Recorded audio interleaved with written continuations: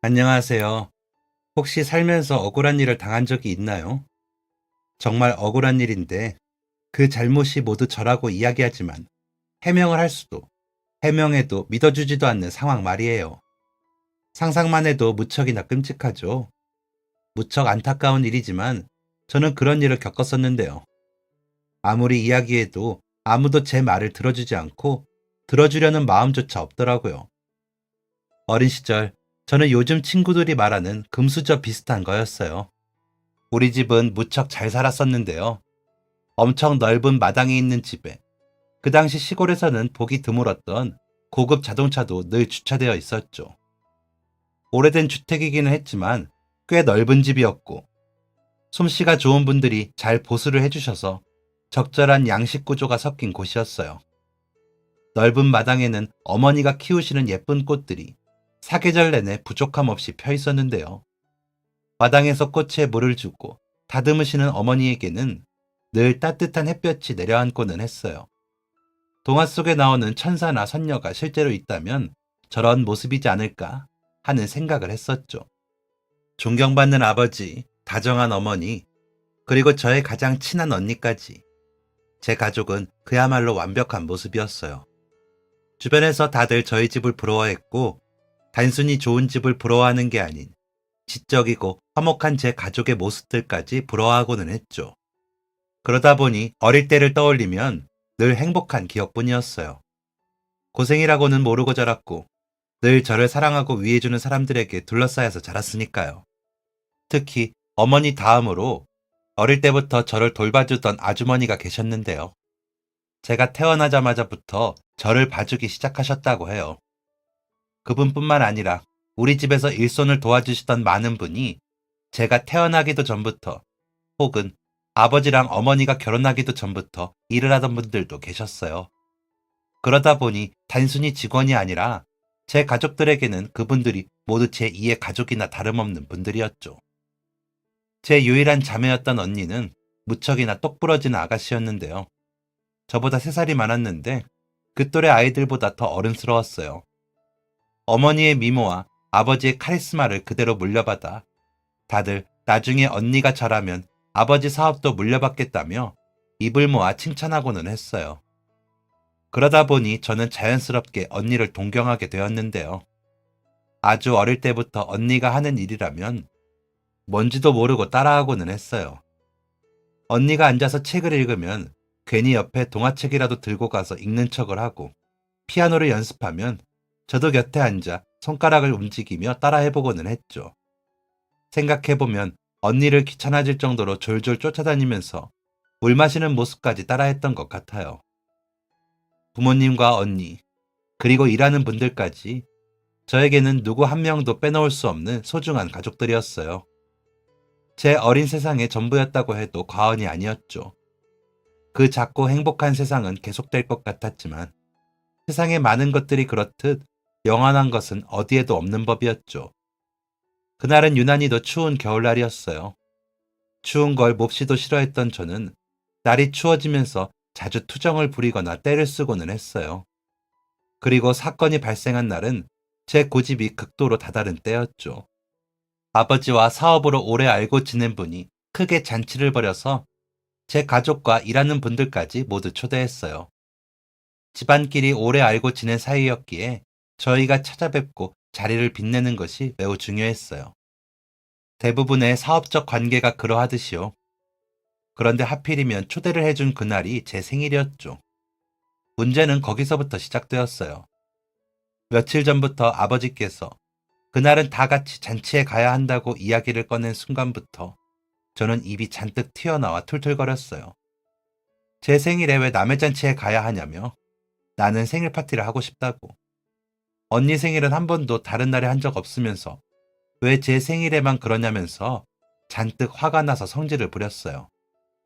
그도 그럴 게 언니 생일에는 친구들도 잔뜩 초대해서 어머니가 맛있는 음식에 달콤한 케이크와 빵까지 가득 준비해 주셨거든요.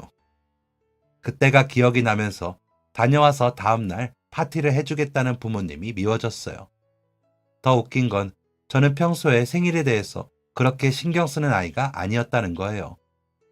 그냥 생일인가 보다 하고 주변에서 축하해주면 고맙게 받고 부모님이 가지고 싶은 선물을 이야기하라고 해도 딱히 갖고 싶은 게 없다며 어물쩍 넘기고는 했던 애였어요.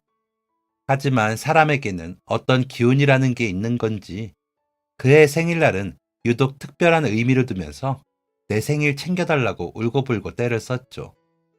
부모님은 전날 제가 원하는 케이크랑 선물을 사주겠다며 회유하려고 했지만 저는 무조건 당일에 축하를 해야 한다며 고집을 부렸어요. 그리고 결국 당일까지 떼를 쓰는 저 때문에 부모님은 큰 결정을 하셨어요. 저만 빼고 잔치를 가기로 한 거죠. 아마 이 넓은 집에 혼자 있으라고 하면 울면서라도 따라가겠다고 할 것 같아서 그러셨던 것 같은데 저는 끝까지 고집을 부리며 그럼 혼자 집에 있겠다고 울면서 방으로 들어가 버렸죠. 그런 제 모습이 마음이 쓰였는지 어머니랑 언니가 떠나기 전 방으로 슬며시 들어와 이따 오는 길에 맛있는 거 많이 가지고 오겠다며 저를 달랬어요. 저는 혼자서 방에서 엉엉 울다가 아버지가 우리 진짜 간다? 정말 안 갈 거지? 하는 이야기에도 엉엉 우는 소리만 내면서 방에 틀어박혔죠. 그렇게 한참을 방에서 울다가 어느새 잠이 들었나 봐요. 눈을 떴더니 밖은 이미 컴컴해져 있었어요. 방문을 열고 밖으로 나와 보니 가족들은 아직 돌아오지 않았는지 집안은 조용하니 인기척 하나 나지 않았어요. 저는 부엌에 혹시 배고프면 챙겨 먹으라고 어머니가 두고 간 밥을 먹으며 조금은 누그러진 마음으로 언제 가족들이 오려나 문 쪽만 쳐다보고 있었어요. 실컷 울고 자고 일어나니 내가 조금 너무했다는 생각이 들면서 혼자 집에 있으려니 쓸쓸하고 무섭다는 생각도 들었어요.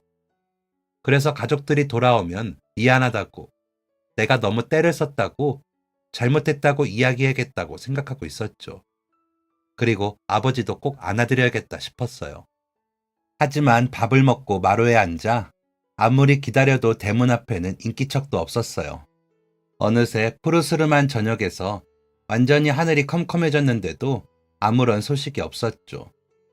얼마나 시간이 흘렀을까 기다리다가 다시 깜빡 잠이 든 저는 다시 눈을 떠 집 안으로 들어가 시계를 쳐다봤어요. 자정이 넘어 새벽을 향해 가고 있는 시간이었는데 여전히 아무도 집에 오지 않은 것이 점점 이상하다고 느끼고 있었죠. 기다림이 어느새 두려움으로 번져 눈물이 막 터져 나오려고 하는데 갑자기 대문 두드리는 소리가 들렸어요. 저는 밖으로 나가 대문을 열었고 거기에는 근처에 사는 작은아버지가 서 계셨죠. 얼굴이 새하얗게 질려서 땀을 뻘뻘 흘리며 우리 집까지 뛰어오신 듯 했어요. 그리고 저에게 가야 할 곳이 있다며 얼른 나서자고 하더라고요. 무슨 상황인지도 모르고 작은 아버지를 따라 집을 나섰어요. 한참을 차를 타고 달려가 보니 한 병원 앞이었어요. 그때부터 알 수 없는 불안과 공포가 저를 덮치면서 온몸이 사시나무 떨리듯 떨려왔어요. 그리고 병원 안으로 들어가니 곳곳에 피도 보이고 사람들이 엄청 다급하게 여기저기 뛰어다니고 있었어요. 사고, 가족들과 일하는 분들 모두 잔치에 도착해 축하하고 제 생일이라 늦지 않게 가봐야 한다며 저녁도 마다하고 길을 나섰다고 해요. 그리고 집으로 오는 길, 나란히 언덕길을 올라가던 중 먼저 내려가던 차에 갑자기 이상이 생기면서 뒤따라오던 차와 추돌이 발생했고 길이 워낙 험했던 터라 언덕 아래로 차가 추락하면서 제 가족을 포함해 일하는 분들까지 대부분 그 자리에서 사망했다고 하더라고요. 가까스로 급하게 병원으로 옮겨진 몇 분도 매우 위급한 상황이었던 터라 수술에 들어가기도 전 숨을 거뒀고요. 졸지에 저는 그 자리에서 온 가족을 잃었어요. 말 그대로 정말 온 가족을 잃었죠. 저를 낳고 길러주신 부모님과 제가 태어나기도 전부터 평생을 함께한 분들까지 저희 집뿐 아니라 온 마을이 장례식장이 된 듯한 분위기였어요. 일하시는 분들도 대부분 마을에 가족을 둔 분들이 많았기에 더더욱 그럴 수밖에 없었죠. 정말 마을 전체가 슬픔에 빠졌고 오랫동안 주민들로부터 사랑과 동경, 관심을 받아왔던 우리 가족에게 생긴 비극이라 더 큰 이슈가 되었죠. 하지만 이런 슬픔 속에서는 작은 수군거림도 있었어요. 몇몇 말하기를 좋아하는 사람들이 그렇게 많은 사람이 죽고 유일하게 살아남은 저에 대해서 말을 지어내기 시작했던 거죠. 혼자나마 불쌍하다, 안타깝다는 말도 있었지만 며칠 내내 제가 뿔난 모습을 봤던 어떤 사람들은 제가 사람들을 미워해 저주를 내렸다는 소문을 내기도 했어요. 두려워하는 눈빛, 안타깝게 여기는 동정하는 눈빛, 어느 쪽이든 집 밖을 나설 때마다 좋지 않은 시선들이 저를 향했어요. 마을에 있는 모든 사람이 저를 쳐다보는 것만 같았죠. 사람들을 대하는 게 무섭고 두려웠고 앞으로 혼자서 어떻게 살아야 할지도 막막했어요. 제 앞으로 막대한 유산이 남겨져 친척분들은 모두 저를 데려가겠다고 했고 그나마 제 가족과 가까웠던 작은아버지께서 저를 걷어주기로 하셨어요. 작은아버지가 사시는 곳은 그래도 원래 제가 살던 동네에서 조금 떨어진 곳에 있었는데요. 인적이 드문 산 쪽에 집이 있다 보니 사람들을 마주칠 일도 적고 한결 지내기가 편안했어요. 그곳에서 저는 가족을 잃은 슬픔도 조금씩 회복하고 주변의 시선으로 힘들었던 마음도 조금씩 안정을 찾아갈 수 있었어요. 어느새 시간은 흘러 다행히 별일 없는 저는 무탈하게 성장을 했어요. 고등학교를 졸업한 이후 작은아버지는 제 앞으로 나왔던 유산을 이제 온전히 제가 관리할 수 있도록 해주셨고 그 유산에는 오래전 살던 우리 집도 포함되어 저는 정말 오랜만에 어릴 때 살던 집으로 돌아갔어요. 저는 마을의 작은 가게에서 점원으로 일했어요. 유산이 있기는 하지만 그래도 제 밥벌이는 스스로 하면서 제 몫은 제대로 하고 싶었거든요. 그리고 가게에서 일하던 중 남편을 만나게 되었어요. 남편은 근처 비료 공장에서 일하던 사람이었는데 어릴 때 부모님을 여의고 할머니와 살았다고 하더라고요. 그리고 할머니가 돌아가신 후 산소를 예전 고향으로 모시게 되었고 마침 거기가 제가 살던 동네였던 거죠. 가족이 없이 외롭게 살았던 게 어떤 기분인지 알기에 그런 부분에서 서로 많이 공감할 수 있었어요. 저보다 몇 살 많은 오빠였는데 무척 자상하고 세심하면서 제 마음을 잘 이해해주는 모습에 저는 금세 빠져들었어요. 물론 그동안 내 가족이 없다는 생각에 외로웠던 탓도 있던 것 같아요. 작은 아버지네 가족분들은 저를 잘 돌봐주셨지만 그 사이에서 저는 어딘가 늘 겉도는 느낌을 받았거든요. 진짜 가족이 아니라 늘 손님이라는 생각이 마음 한편에 있어서 완전히 녹아들지 못했었어요. 저는 그 사람도 저와 같은 마음이라고 생각했고 그래서 저희는 서둘러 결혼해 가족을 꾸리기로 했어요. 이제 진짜 내 가족이 생겼다는 생각이 들면서 소속감도 느껴졌어요. 어린 나이 갑작스럽고 서툴게 시작한 결혼 생활이지만 잘할 수 있을 거라는 묘한 자신감도 있었죠. 결혼하고 나니 작은아버지는 그동안 저희 아버지 대신 물려받았던 가족 사업에 남편도 함께 하자고 했어요. 가족이라고 해서 당장 높은 자리부터 하는 것은 아니지만 착실히 일을 배워 언젠가는 아버지와 우리 가족이 이끌었을 회사를 저와 남편이 도맡게 되면 좋을 거라고 이야기해 주시더라고요. 사업에는 크게 관심 없던 저는 망설였지만 남편은 지금 하는 일은 급여도 적은데 몸은 힘들어서 솔직히 체력이 언제까지 될지 모른다고 장래성이 없는 일을 계속하다가 나이 들거나 다쳐서 급하게 다른 일을 찾느니 차라리 가족 사업을 배우는 게 낫겠다며 저를 설득했어요. 남편의 이야기를 들어보니 일리가 있어 저는 그렇게 하자고 했죠. 처음 남편은 일을 시작하면서 무척이나 착실하게 해나가는 듯 했어요. 작은 아버지도 근면성실하다면서 칭찬했죠. 문제는 얼마 안 가 터지기 시작했어요. 남편은 조금씩 일하면서 생기는 불만들을 집에서 이야기하기 시작했거든요. 그래도 자신도 가족인데 언제까지 이렇게 아랫사람이나 하는 일을 계속해야 하는지 모르겠다는 둥 불평 불만은 날이 갈수록 심해졌어요. 그러면서 저에게 작은아버지에게 하루빨리 더 중요한 일을 할 수 있도록 잘 이야기해달라며 부추기기도 했죠. 중간에서 난감한 경우가 많았지만 그래도 남편은 이제 제 가족이고 제 사람이니까 저는 최대한 남편에게 도움이 되고 싶어서 종종 작은아버지를 찾아뵙고 이야기를 드렸어요. 똑똑하고 성실하고 일머리 좋은 사람이니까 믿고 맡겨주시라고 말이죠. 몇 년 지나지 않아 작은아버지는 몸이 급격히 안 좋아지셔서 일을 그만둘 수밖에 없었어요. 아예 다른 사람에게 맡길까도 했지만 그래도 저랑 남편이 있으니 가족에게 물려주는 게 낫지 않을까 싶어 사업은 이제 저희 남편이 물려받게 되었죠. 처음에는 별탈 없이 지나는 듯 했어요. 작은 아버지는 일선에서 물러나셨지만 여전히 뒤에서 그동안 함께 일했던 분들을 통해 일을 꼼꼼하게 봐주고 계셨거든요. 하지만 얼마 가지 않아 결국 지병으로 세상을 떠나게 되셨고 이제 사업은 오롯이 남편의 몫이 되었어요. 그리고 그때부터 모든 문제는 심각해졌죠. 남편은 사업을 운영해야 한다는 핑계로 매일 밖으로 나돌았어요.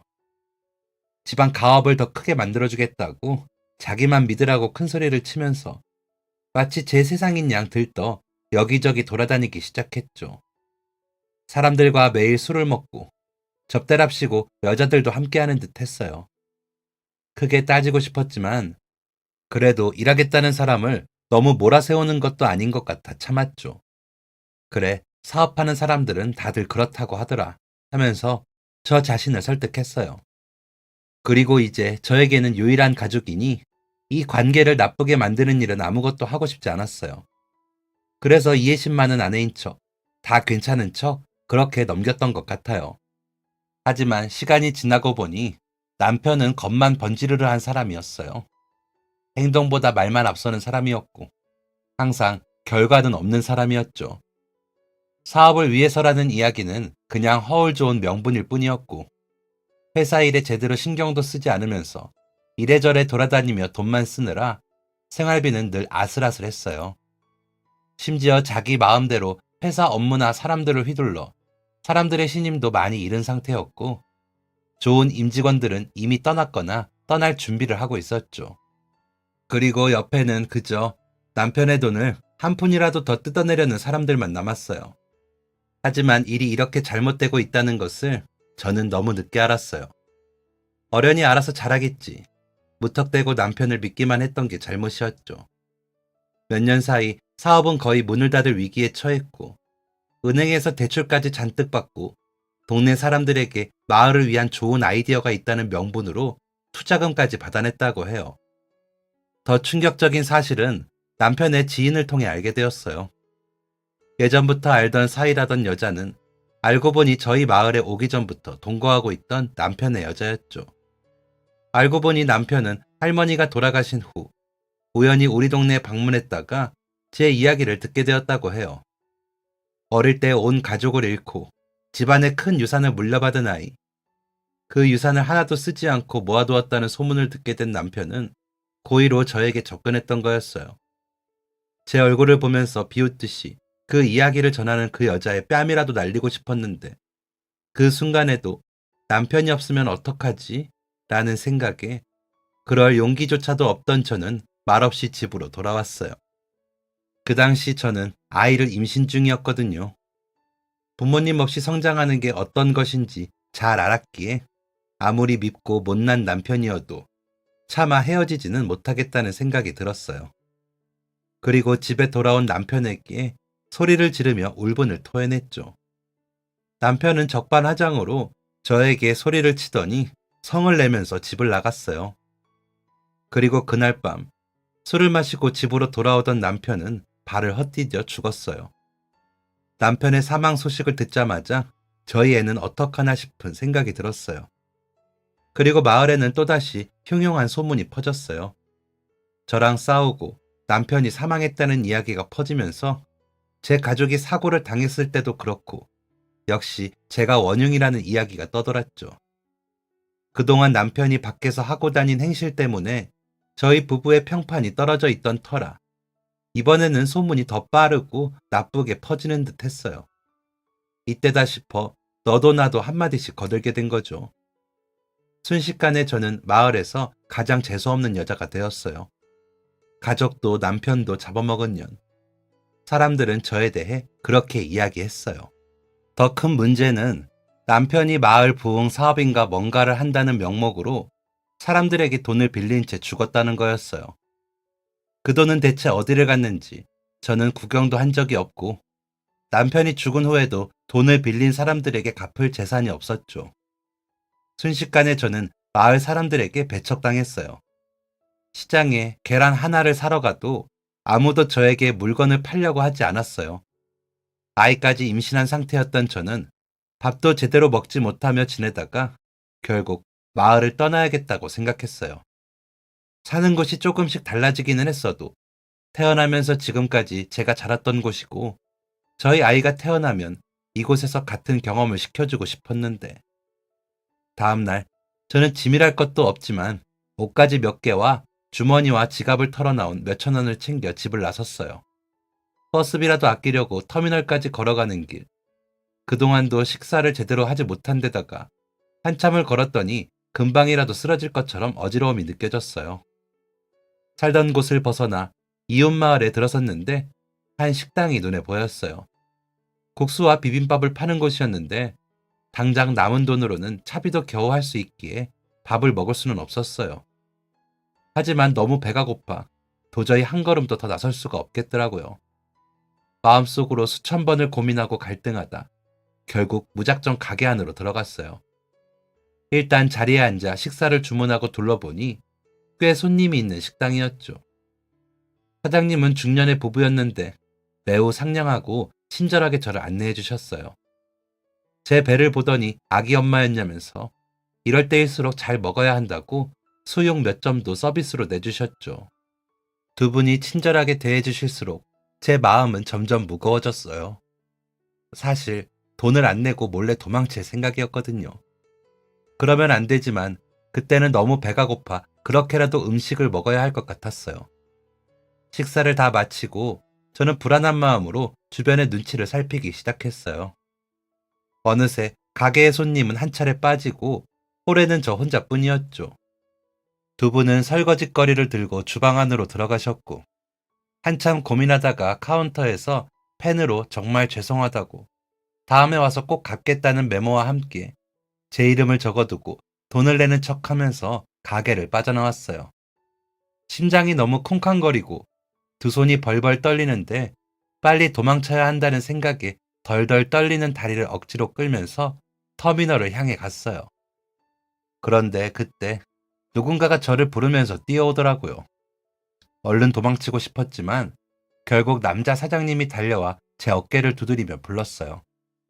저는 너무 무서워 식은땀이 뻘뻘 나는데 어떻게 해야 할지를 몰라 고개를 푹 숙이고 무조건 잘못했다고 빌자는 생각으로 무릎을 꿇으려고 했어요.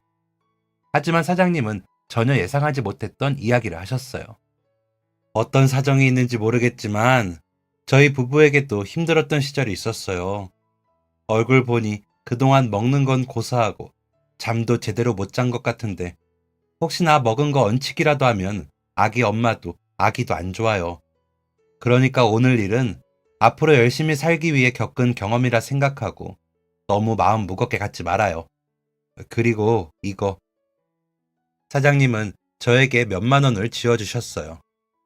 차비에 보태서 사용하라며 이 동네 벗어나 다시 자리 잡고 아이도 잘 키우고 그렇게 살라면서 말이죠. 알고 보니 사장님도 제가 누군지 알고 계셨어요. 가게도 식당도 다 같이 단합해서 저한테 아무것도 팔지 않겠다고 한 것까지 다 알고 계셨던 거죠.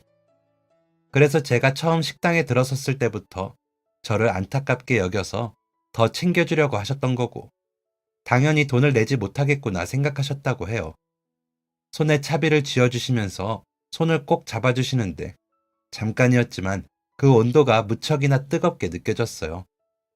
그리고 차비를 손으로 움켜쥐면서 눈물을 흘리며 다짐했어요. 성공하겠다고. 어떻게든 성공해서 오늘 받은 은혜를 반드시 갚겠다고 말이죠. 터미널에서 무작정 표를 끊었어요. 친척분이 사는 지역으로 도착해 부끄러움을 무릅쓰고 벌어서 어떻게든 갚겠다고 돈을 빌렸어요. 간절하게 부탁하는 저를 차마 모른 척 할 수 없어 한 달치 방세를 빌려주셨고 그 돈으로 근처 제일 저렴한 여관을 잡았어요. 그리고 주변에 무작정 일자리를 찾으러 다녔어요.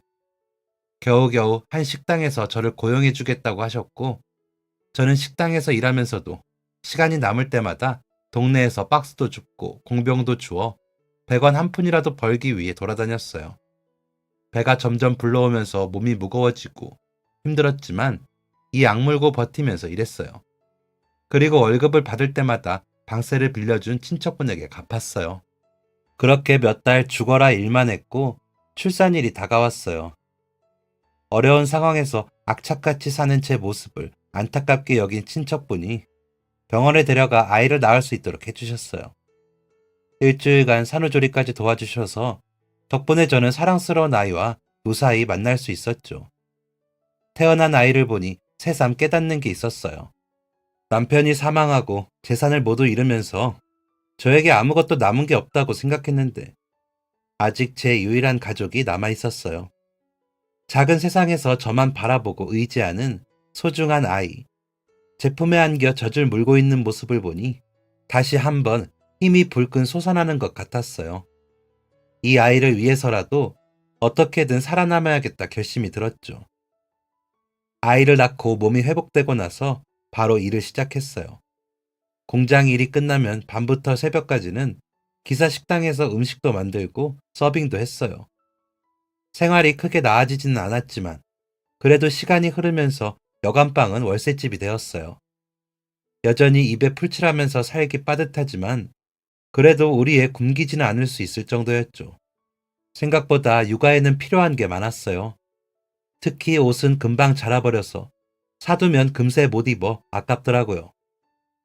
원래 손재주가 좀 있어서 옛날부터 제 옷도 수선해서 입고는 했던 저는 돈을 모아 미싱을 하나 샀어요. 그리고 작아진 아이 옷을 수선해서 입히거나 물려받은 옷을 리폼해서 입히고는 했죠. 주변에서 안 입는 옷을 주거나 남는 천이 있으면 주기도 했어요. 그걸로 아이 옷도 만들고 머리 장식도 만들었는데 주변에서 반응이 꽤 좋더라고요. 어디서 샀냐고 물어보는 분들도 있고 자기도 만들어주면 안 되냐고 부탁하는 분들도 있었어요. 주변에 친한 분들이 천이나 안 입는 옷을 수선해달라고 부탁하면 만들어주기도 했는데 그게 조금씩 입소문을 타면서 돈을 주고 옷을 만들어달라는 분들도 생기더라고요. 그렇게 한 명 한 명 부탁받다 보니까 어느새 거기서 버는 수입도 꽤 생겼어요. 집에서 아이를 보면서 일도 할 수 있다 보니 밖에서 하던 일을 줄이고 의뢰를 늘리기 시작했어요. 다행히 맡겨본 분들이 소문을 잘 내주셔서 생각보다 의뢰가 꾸준히 들어왔어요. 어느새 의뢰를 주던 분들은 고객님들이 되었고 저는 동네의 전단이나 인터넷 카페에 글을 올리며 더욱 본격적으로 옷을 만들기 시작했어요. 그리고 점점 규모가 커지면서 사업자도 등록하게 되었어요. 처음에는 동네 주변 분들만 해드리다가 점점 지역도 넓어져서 인터넷으로 문의하면 만들어서 택배로 보내드리기도 했어요. 정신 차려보니 제가 아동복을 제작하고 판매하는 사장님이 되어 있었어요. 운 좋게도 온라인으로 판매를 도와주겠다는 분들을 만나서 소소하게 저희 아이를 위해 옷을 만들던 일은 이제 본격적으로 직업이 되었어요. 직접 디자인도 하고 만들면서 물량이 늘어나 더 이상 혼자서는 할 수 없게 되어 공장과도 계약했어요. 몇 년 사이 매출이 뚜렷하게 성장했고 30대 중반의 젊은 나이에 저희 온라인 샵은 아동복으로 꽤 유명해지게 되었어요. 틈틈이 프리미엄 라인으로 드레스나 양복, 동물 복장 같은 특수 의상을 소량으로 직접 제작해 판매하기도 했는데 이 역시도 반응이 폭발적이었어요. 수요가 늘어나니 매출도 늘었고 매출이 늘어나니 운영을 위해서 직원들도 더 필요했어요. 혼자서 방구석에서 돈이 없어 저희에 입히려고 옷을 만들던 일이 어느새 저만의 브랜드가 되었는데요. 여간에서 햇빛 하나 안 들어오는 월세로 옮길 때도 감사했는데 이제는 햇빛도 잘 들어오는 전셋집으로 이사를 하게 되니 어떻게 이 자리까지 올 수 있었을까 놀랍고 감사하다는 생각도 들고 여전히 믿기지 않기도 해요. 그런데도 자리를 잡기까지 꽤 걸렸는데요. 매출이 오르기 시작하면서 제 삶을 안정적으로 꾸리는 것도 중요했지만 사실 남편이 죽기 전 마을 분들에게 빌렸던 돈을 갚는 게 먼저다 싶더라고요. 비록 저는 전혀 몰랐던 일이고 남편이 빌린 돈이기는 하지만 그래도 그로 인해서 피해를 당하신 분들이고 제 남편이 저지른 일이니 제가 어떻게든 갚아가는 게 맞다고 생각이 들었어요. 그래서 수입이 날 때마다 틈틈이 마을 분들에게 돈을 갚았고 몇 년간 그 빚을 다 갚고 나서야 마침내 가볍게 털어버릴 수 있더라고요. 이제 진짜 빚도 하나도 없고 저희 브랜드도 번듯하게 자리를 잡고 나니 제 머릿속에 떠오르는 또 다른 분이 있었어요. 바로 제가 가장 힘든 시기에 저를 도와주고 위로해 주셨던 식당의 사장님 부부였죠. 브랜드가 자리를 잡아가면서 몇 번이라도 먼저 찾아뵐까 생각도 들었는데 빚을 다 갚기 전까지는 아직 떳떳하게 저 진짜 성공했어요 라고 말하기가 어렵더라고요. 특히나 그분들 앞에서는 정말 당당하고 멋지게 성공한 모습을 보여드리고 싶은 마음이 컸기에 정말 완벽하게 성공했을 때 찾아뵙고 싶었어요. 그리고 마침내 모든 게 완벽하게 자리 잡았다는 생각이 드는 순간이 왔고 저는 드디어 당당하게 두 분을 찾아뵐 용기를 낼 수 있었죠. 그때 제가 받았던 돈은 몇만 원이었지만 그 시절의 가치, 그리고 제가 받았던 의미가 크기에 봉투에 100만 원을 준비해서 아이와 함께 길을 나섰어요. 오랜만에 제가 처음 길을 나섰을 때처럼 터미널에서 버스를 타고 아이와 함께 내려가며 지금 가는 곳이 어떤 곳인지, 그리고 저에게 어떤 의미가 있는지를 설명해 주었어요. 아이는 이야기를 담담하게 들으면서도 그저 놀러 간다는 생각에 들떠 반쯤은 흘려듣는 것 같았지만요. 동네 어귀에 도착하니 많은 게 바뀌어 있었어요. 긴 세월 제가 달라진 만큼 동네도 성장한 거죠. 어느새 아파트와 신식 상가, 카페들이 즐비한 동네를 걸으며 마침내 식당을 찾았어요. 그런데 가게도 훨씬 규모가 커지고 엄청나게 세련되어졌더라고요. 순간 여기가 맞나 싶은 생각이 들어 자세히 보니 이름이 비슷한데 제가 밥을 먹었던 그곳은 아니었어요. 훨씬 크고 깔끔하기는 했지만 자칫하면 들어갈 뻔했을 정도로 제가 전에 밥을 먹었던 곳과 이름도 분위기도 비슷했어요. 당황스러운 마음에 가게 앞을 서성이는데 한 5분 거리 정도에 또 다른 가게가 보였어요. 길가 끝에 있는 가게의 낡은 간판을 살펴보니 제가 찾던 그곳이었죠. 역시 이거지 하는 생각이 들 만큼 그곳은 제가 10몇 년 전 밥을 먹을 때 모습 거의 그대로였어요. 간판이 한번 바뀌었던 것 같고 페인트를 다시 칠했던 것 같지만 제가 기억하는 상호와 똑같고 내부 구조도 똑같은 모습이었죠. 그리고 안쪽을 들여다보니 세월이 조금 지나 주름이 늘긴 하셨지만 저를 친절하게 대해주셨던 사장님 부부의 모습이 눈에 들어왔어요. 두 분의 모습을 보고 바로 여기라고 확신할 수 있었죠. 심장이 콩닥거려서 금방이라도 입 밖으로 튀어나올 것만 같았어요. 이전에 가게에서 음식을 먹고 도망칠 때에 떨리던 마음과는 다른 떨리는 마음으로 아이의 손을 잡고 가게의 문을 열었어요. 텅 빈 가게 의자에 앉아 계시던 사장님 부부는 어서 오세요 인사를 하면서 자리에서 일어났어요. 순간적으로 저를 알아보지 못하신 듯해서 저는 조심스럽게 안녕하세요 인사를 드리며 고개를 숙였어요. 반가운 표정이지만 여전히 누구인지 확실히 알지 못하는 의아한 표정에 저는 아이의 손을 끌어 사장님 앞으로 가까이 갔어요. 저 기억나세요? 예전에 밥값을 안 내고 가버려서 많이 늦었지만 지금이라도 그때 못 낸 밥값 내려고 왔어요. 그러자 두 분은 그제야 확실히 누구인지 기억나신 듯 순식간에 얼굴이 환하게 밝아지시면서 깜짝 놀라셨어요. 이내 제 손을 붙잡고 그때 아기 임신해서 방문했던 그 아기 엄마 맞냐면서 크게 반가워해 주시더라고요. 여자 사장님은 어느새 눈물을 훌쩍이시면서 아이고 내가 왜 눈물이 나지?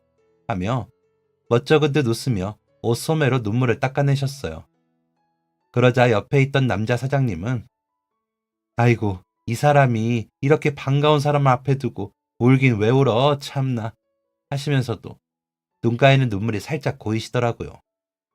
저는 두 분에게 저희 아이도 소개하면서 그때 덕분에 따뜻한 밥 잘 먹고 힘내서 이렇게 튼튼하고 예쁜 아이도 낳았다고 말씀드렸어요. 두 분은 저희 아이 머리랑 어깨를 쓰다듬으시면서 그때 엄마 뱃속에 있던 아이가 언제 이렇게 자랐냐면서 아이에게서 눈을 떼지 못하시더라고요. 이내 두 분은 아이고 내 정신 좀 봐. 자리에 앉아요. 하면서 얼른 의자를 빼주시고는 주방으로 들어가셨어요. 그러더니 주방 안에서 바쁘게 막 뭔가를 준비하시더라고요. 이내 따뜻하게 데운 옥수수를 들고 나오시면서 과일이 없어서 간식거리가 이거밖에 없다고 미안해하면서 나오셨어요. 그러면서 밥 먹었냐고. 지금 국 데우고 있는데 조금만 기다리라면서 그때와 같은 친절함으로 저희를 챙겨주시더라고요. 자리에 앉아서 이런저런 이야기를 나누며 저는 그동안 제가 어떻게 지냈는지를 자세히 설명해 드렸어요. 이야기가 끝나고 나니 두 분은 제 손을 잡으며 그동안 혼자서 얼마나 고생 많았냐고 너무 대견하고 기특하다면서 눈물을 글썽이시더라고요. 준비한 돈 봉투를 내밀자 화들짝 놀라셨어요. 뭐 하러 이런 걸 준비하냐고. 동네 사람들끼리 밥 한 끼 줄 수도 있는 거지. 됐다고 손사래를 치시더라고요. 저는 이걸 받으셔야 제 마음이 편하다고, 안 받으셔도 여기 두고 갈 거라고 고집을 부렸죠. 마지못해 봉투를 받아서 드시더니 왜 이렇게 봉투가 두껍고 무겁냐면서 안을 열어보시고는 다시 저에게 내미시더라고요. 서로 받아라, 못 받는다.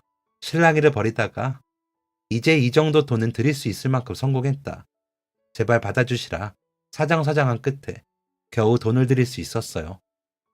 복잡한 표정으로 봉투를 보시더니 이내 사장님께서 그래도 시간 맞춰서 잘 왔다고, 하마터면 얼굴도 영영 못 볼 뻔했다고 하시더라고요. 저는 그게 무슨 일이냐고 여쭤봤죠. 알고 보니 두 분은 가게를 정리하기로 결정하셨다고 해요. 몇십 년을 운영해온 식당인데 왜 그런 결정을 하셨냐고. 이제 은퇴해서 편하게 노후를 즐기시려고 하시는 건지 여쭤보니 전혀 그런 이유가 아니었어요. 사장님 내외부는 가능하면 꼬부랑 할아버지 할머니가 되어서도 식당을 운영하면서 손님들 밥을 먹이고 싶다고 하시더라고요. 그럼 가게를 왜 내놓으시냐고 여쭈니 더 이상 운영하지 못할 만큼 사정이 어려워지셨다고 해요. 며칠 내내 국수 10개도 못 파는 날도 있다면서 그나마 단골 손님들이 찾아주고 계시지만 재료 순환도 제대로 되지 않아 사둔 것을 아깝게 버리거나 재료가 없어 음식이 나가지 못하는 때도 있다고 했어요. 그래서 이 메뉴 저 메뉴 다 그만두고 이제는 국수 하나만 겨우 판매하고 있는데 그나마도 단가가 맞지 않아 가게 문을 열어둘수록 매출은 마이너스라고 해요. 앞쪽에 새로 생긴 가게 때문인지 여쭤보니 두 분은 한참 말을 아끼셨어요. 서로 눈치만 보시더니 어렵게 이야기를 꺼내셨죠. 알고 보니 제가 실수로 들어갈 뻔했던 그 가게는 사장님의 식당에서 일하던 직원분이 나가서 차리신 거라고 해요. 조실부모하고 어려운 가정 형편에 책임져야 할 가정까지 있다며 제발 일하게 해달라고 간절히 부탁해 직원을 고용하게 되었는데 일을 시켜보니 엄청 열심히 했다고 하더라고요. 젊은 사람이 열심히 하는 게 예뻐 보여서 궁금하다고 물어보면 물어보는 대로 다 답해주고 하나라도 더 알려주고 싶어서 있는 힘껏 가르쳐 주셨다고 해요. 그렇게 정말 아낌없이 식당에 대한 모든 것을 알려주셨는데 몇 달 지나고 나니 갑자기 출근을 하지 않았다고 하더군요. 무슨 일이라도 생겼나? 피치 못할 사정이 있나?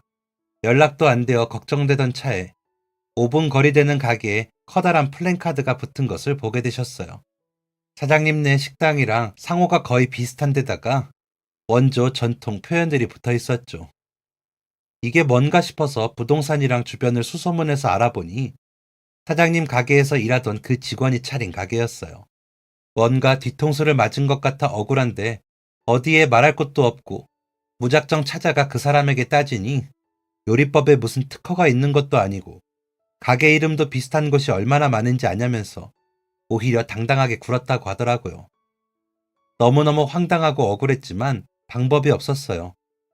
가게가 문을 열고 나니 똑같은 레시피에 훨씬 깔끔한 내부, 넓고 쾌적한 시설까지 사람들은 자연스럽게 그쪽 식당으로 발걸음을 옮겼죠. 그래도 묘하게 손맛이 다르다며 찾아주던 분들도 있었어요. 매출을 크게 빼앗겼지만 그것만으로도 만족이 되지는 않았는지 그분은 사장님네 가게에 대해 일부러 악의적인 소문을 만들기 시작했어요. 거기서 머리카락이나 이물질이 나왔다는 거짓말로 사람들을 현혹하고 일부러 사람들이 오해할 수 있는 사진을 찍어 온라인에 공유하며 불친절하다, 재료를 재활용한다 등등 온갖 루머를 만들었더라고요. 소문은 순식간에 퍼졌고 그러다 보니 그나마 있던 손님들마저 발길을 완전히 끊게 되었어요. 이야기를 듣고 나니 저도 덩달아 화가 났어요. 분명 저를 도와주셨을 때처럼 사장님은 따뜻한 마음으로 그분을 고용해서 일을 가르쳐 주셨던 것일 텐데 이런 식으로 갚다니 너무 나쁘다는 생각이 들었어요. 저는 바로 지인들에게 연락을 돌렸어요. 그리고 법률적인 조언을 받을 수 있는 곳을 알아보기 시작했죠. 그리고 마침내 하지만 그 사람 말대로 요리법이라는 게 특허로 나와 있는 것도 아니다 보니 시시비비를 가리는 게 쉽지 않을 거라고 했어요. 민사소송으로 이어지면 시간도 비용도 많이 소요될 거라고요.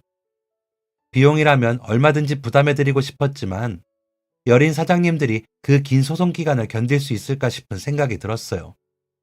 그래서 다른 방향으로 도움을 드려야겠다 싶었죠. 회사의 사정을 이야기하고 저는 아이와 며칠 더 그 근처에 머무르면서 주변에 괜찮은 상권이 있는지 알아보기 시작했어요.